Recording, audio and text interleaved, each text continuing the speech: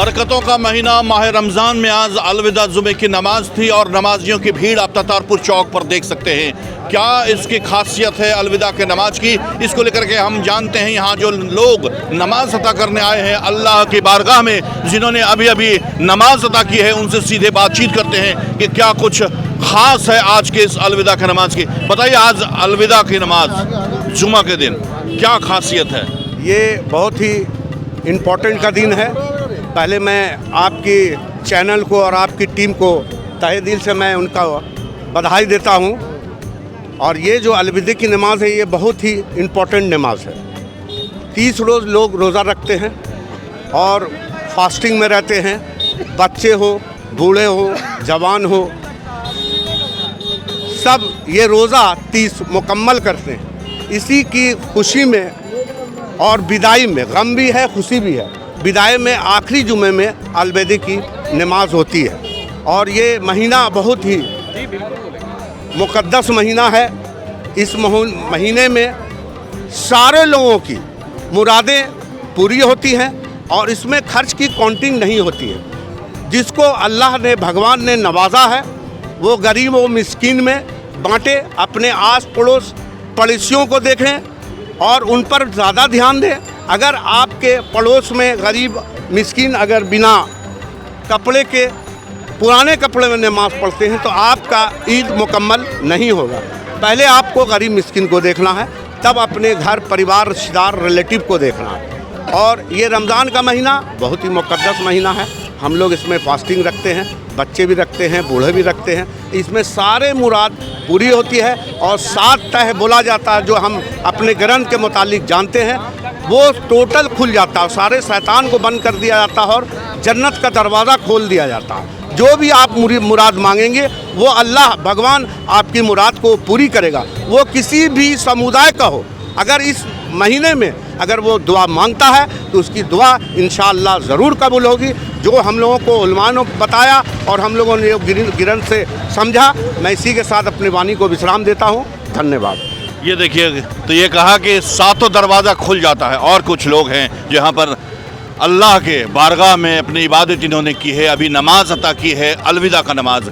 क्या कुछ खास बात रहती है अलविदा के नमाज में, क्या मांगते हैं अल्लाह ताला से, इन बातों को इन्हीं से जानते हैं। बताइए, क्या कुछ अलविदा के नमाज में आप लोग मांगते हैं अल्लाह ताला से? जी देखिए, ये मंथ ऑफ रमज़ान है और रमज़ान की जो आखिरी में जो आखिरी जुमा पड़ता है, उस जुमा में हम नमाज़ पढ़ते हैं और इस नमाज को हम नमाज अलविदा कहते हैं। और ये आखिरी जुमा है, इस पवित्र महीना रमज़ान का है। और इस रमज़ान के महीने में हर मुसलमान और हर एक इंसान इस देश की अमन, चैन और खुशगवारी के लिए दुआ करता है। इस दिन में हर इंसान अपने अल्लाह से, अपने ईश्वर से, अपने भगवान से जुड़ता है और इस देश की अमन, चैन और शांति के लिए प्रार्थना करता है, दुआ करता है। और जो हालात अभी रमज़ान की है, तो हम तमाम मुस्लिम हिंदुस्तान की बेहतरी के लिए, अमन, सुकून और शांति के लिए हम तमाम लोग दुआ करते हैं कि हमारा देश जो है सर्वश्रेष्ठ बने और यहाँ अमन, सुकून हो और शांति हो। 30 दिन का रोज़ा इस बार है। कहा जाता है कि जब 30 दिन का रोज़ा होता है तो बड़ा शुभ माना जाता है, बहुत लकी माना जाता है। कैसे देखते हैं आप लोगों का रोज़ा आज मुकम्मल हो रहा है, 30 रोज़ा।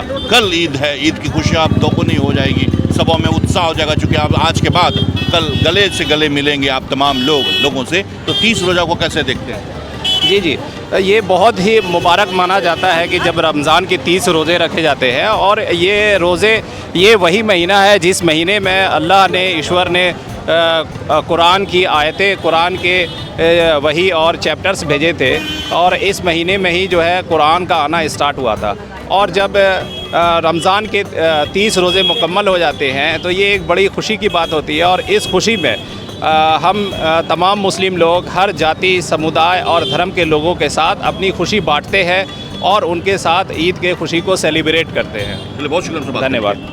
तो ये देखा आपने कि किस तरह से लोगों में उत्साह है। आज अलविदा की नमाज अता करके ये सब लोग अब निकल रहे हैं। आज आखिरी रोज़ा है, 30 रोज़े का इस बार माह रमज़ान पड़ा है और 30 रोज़ा के बाद कल शनिवार को ईद मनाया जाएगा पूरे हर्षोल्लास के साथ।